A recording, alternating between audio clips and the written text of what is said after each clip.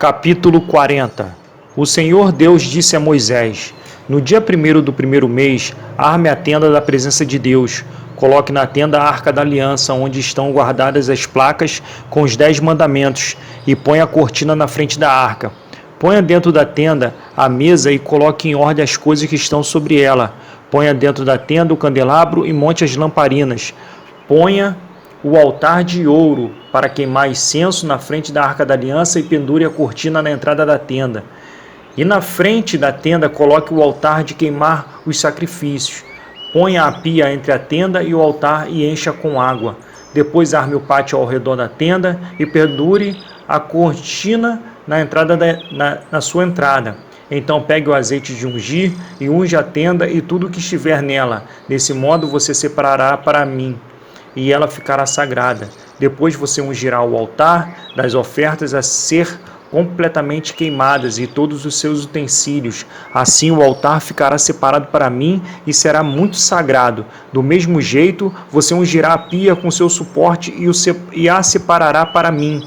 Leve Arão e os filhos deles para a entrada da tenda e mande que se lavem.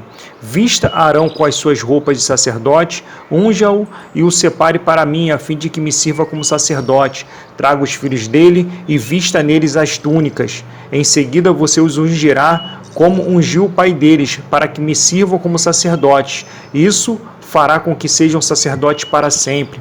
Moisés fez tudo como o Senhor havia ordenado, e assim no dia primeiro do primeiro mês, quase um ano depois que os israelitas saíram do Egito, a tenda da presença de Deus foi armada. Moisés colocou as bases, as armações e as travessas e levantou os postes. Ele estendeu a cobertura sobre a tenda e colocou a cobertura de fora por cima dela, como o Senhor havia ordenado. Depois pegou as 2 placas de pedra e as colocou dentro da arca da aliança, enfiou os cabos nas argolas da arca e colocou a tampa nela.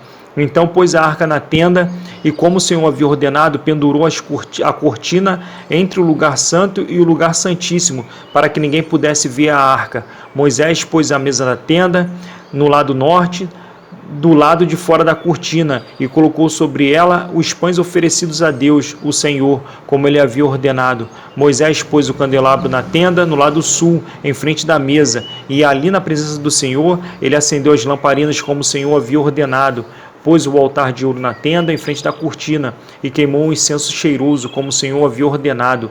Pendurou a cortina na entrada da tenda, e ali em frente da cortina colocou o altar para as ofertas que seriam completamente queimadas. Em cima do altar ele apresentou as ofertas a serem queimadas e as ofertas de cereais, como o Senhor havia ordenado.